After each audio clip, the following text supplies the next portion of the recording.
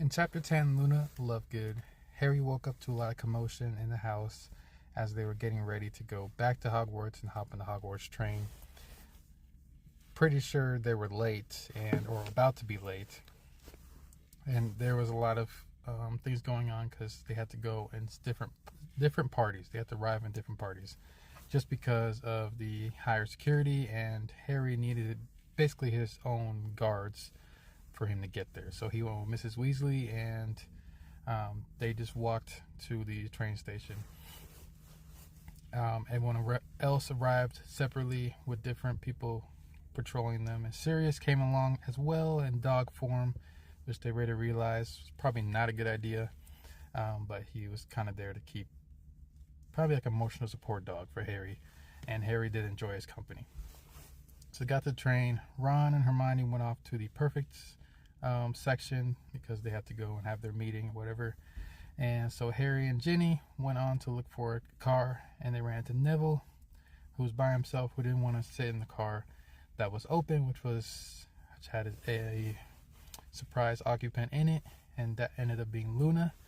Now, Luna Lovegood, the way it was described when Harry first saw her, she gave off a kind of aura that was like, this person's kind of weird. That's just how she came off. And she was reading a magazine upside down. She had her wand tucked behind her ear, and she just had her eyes always kind of made her look like she was always surprised. So they got to talking, and she kept staring at Harry the whole time. And just talking, they talked a little bit, and then Ron and Hermione came back, kind of told them what was going on. Obviously, Draco wasn't perfect for the Slytherin house, and they named some perfect for other classes as well.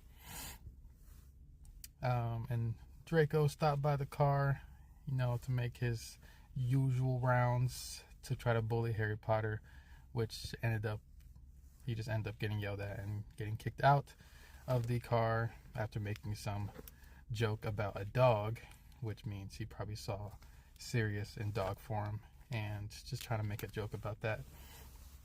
Only Harry and Hermione really caught that.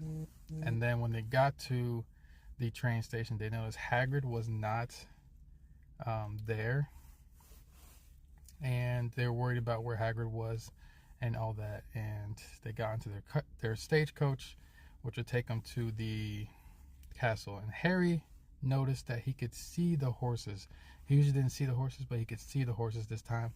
And he brought it up to Ron, and Ron did not notice the horses at all, but Luna did.